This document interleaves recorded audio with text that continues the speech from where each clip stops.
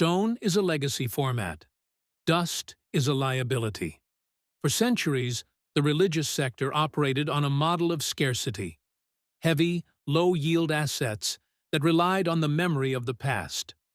Cathedrals were built to last 1,000 years, but they were built for a user base that no longer exists. They are monuments to a pre-digital era, static, immobile, and burdened by the friction of tradition. But our audit reveals a massive pivot, a total market disruption. We are seeing the rise of the unicorn megachurch, a high-margin, scalable entity that has successfully digitized the human condition. They didn't just update the message, they re-engineered the entire delivery system. This is not a sanctuary. It is a proprietary growth engine.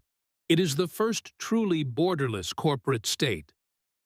In this briefing, we strip away the sentimentality. We are not here to discuss theology. We are here to look at the cold, hard mechanics of the most successful business model on the planet. We are here to understand how a single organization can achieve 100% margins on a product that doesn't exist in physical space. We are looking at the God asset. We are looking at the Jesus brand. Welcome to the Unicorn Church, a financial audit. We begin with the primary financial instrument, the performance-based tithe. In legacy systems, this was a donation, a gesture of charity with no expected return. In the divine economy, we reclassify it as a seed round. It is an initial capital injection required to trigger the God asset. Our analysis shows that this asset operates on a strictly bilateral contract. In this ecosystem, performance is the only metric that matters. We don't talk about faith, we talk about market conviction. To the managing directors of these organizations, the believer is not a member of a flock. They are a Series A investor. Consider the interface. If the heavens represent the back-end infrastructure, the infinite compute power of the universe, then your personal bank account is the real-time proof of your system integration. A low balance is not a misfortune. It is a system notification. It indicates poor synchronization with the brand's core values. It is a failure of the user to properly leverage the God asset. The manual is clear. To fix the display on your personal dashboard, you must increase your capital deployment. It is a perfectly circular, self-correcting investment loop. It is the ultimate psychological recurring revenue model. Suffering, in this model, is treated as a legacy bug. It has been patched. The old systems romanticized the poor. This system treats poverty as a system error, a lack of capital alignment. By framing capital as speculative grace, the organization converts the follower into a stakeholder. They aren't seeking mercy. They are seeking a liquidity event. They are told that the harvest is guaranteed, provided the soil, which is our term for the church organization, is a high-performing fund. By positioning the church as the ultimate venture fund, the leadership ensures a constant stream of liquid capital. It is a model where the risk is entirely on the investor, while the fund manager takes a 100% management fee. In the history of private equity, we have never seen a more efficient transfer of risk. This is the theology of ROI. It replaces the cross with the growth curve. The promise is not eternal life in a distant future. It is a premium lifestyle in the immediate present. New cars, high-limit credit lines, physical health. These are not blessings. They are performance benchmarks. They are the KPIs, key performance indicators, of a soul that is successfully integrated into the divine economy. To scale a brand to millions of users, you must eliminate friction. Traditional religion is high friction. It requires confession, penance, and uncomfortable seating. The megachurch model solves this through superior user experience design. The physical campus is a masterclass in logistics. We find that the sanctuary has been re-engineered as a high-bandwidth delivery hub. This is not about worship, it is about throughput. Every light cue, every sub-bass frequency, and even the designer sense in the ventilation system are calibrated for a single purpose: maximum emotional throughput. The architecture is the yes. By using theater-grade acoustics and massive LED arrays, the organization lowers the user's critical defenses.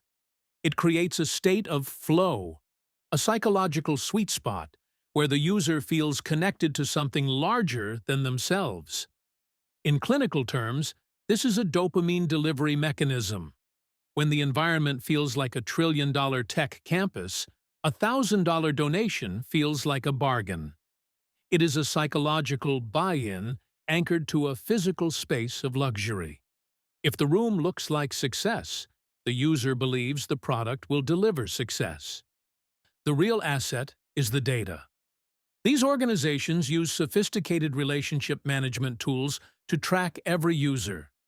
When a high-value stakeholder goes silent, when their giving drops or their attendance flickers, it triggers a retention sequence. We call this automated grace. It is a personalized marketing funnel, a series of texts, emails, and notifications designed to bring the user back into the ecosystem. In this economy, grace is not a gift. It is a customer retention strategy. Because in a subscription-based model, churn, the loss of a customer, is the only true sin.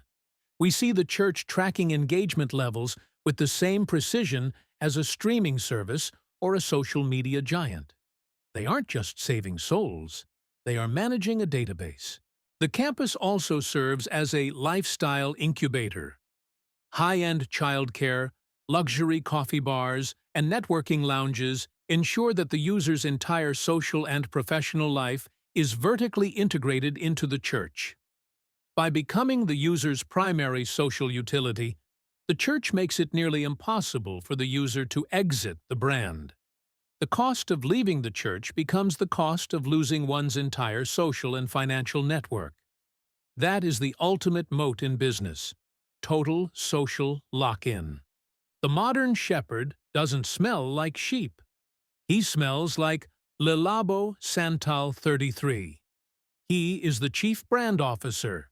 His primary task is the maintenance of the Jesus brand across every digital and physical touchpoint. We observe that he adopts the aesthetic of high-end luxury to lower the customer acquisition cost for the elite. He is the face of the asset. He is the proof of concept. He is the living evidence that the proprietary algorithm works. If the CBO wears a $5,000 suit or a limited edition watch, it is not vanity. It is a performance report. It signals to the shareholders that the capital deployment is functioning at peak efficiency. We call this the founder effect. In the same way a tech startup relies on the charisma of its CEO to drive valuation, the megachurch relies on the influencer equity of its leader. The CBO is the beta tester who successfully exited the old system and achieved the dream state. By aligning the Jesus brand with luxury fashion, high-end technology, and celebrity culture, the organization ensures the user feels they aren't joining a congregation. They are joining a private equity group, one with eternal dividends. The aspirational identity is the product. The followers are not just sheep. They are brand ambassadors. They provide the social proof that the investment is sound. This is the monetization of the personality. The CBO's sermons are not lectures, they are keynotes. They are product launches. Every Sunday is a lead generation event. The goal is to move the user further down the funnel, from casual observer to committed tither to high net worth donor. The CBO uses the language of leadership and vision because that is the language of his target demographic. He is not talking to the broken. He is talking to the ambitious. He is selling a version of the Jesus brand that is compatible with a corner office and a private jet. It is the ultimate brand alignment strategy. the ultimate arbitrage. Most global enterprises are tethered by the friction of regulation and the erosion of corporate tax. The unicorn megachurch operates in a different reality. It pays zero. We call this the sovereign advantage. While secular competitors must justify every dollar of marketing spend to a board of directors, the sovereign advantage allows this organization to reinvest 100% of its surplus into the brand. It is an insurmountable lead. They don't just own the message. They own the pipes. They own the satellites. They own the frequency. The exit strategy is total vertical integration. They own the media production. They own the real estate. They own the data. They own the publishing houses and the music labels. It is a closed-loop economy where the seed never leaves the firm. It is a perpetual motion machine of capital. The point is, this is the most perfect business model ever engineered. It is a market that operates above the law of gravity. Because the house always scales, it is a tax-sheltered, borderless conglomerate that sells a product with no expiration date, concludes with the product itself. In a world of supply chain volatility and manufacturing costs, this organization has achieved the impossible. It trades in hope, a commodity with zero manufacturing costs, no raw materials, no logistics, no waste. It is a purely psychological asset with a 100% margin and infinite demand. It is the only product in the world that the consumer will pay for more aggressively when they are in a crisis. It is recession-proof. It is disaster-proof. In the divine economy, there is no exit, because the market is the entire human experience. The dividends are always just one more seed away. The performance of the firm is guaranteed by the very nature of human desire. The sovereign advantage is absolute. The data is clear. The model is flawless. This is the future of the enterprise. Invest accordingly.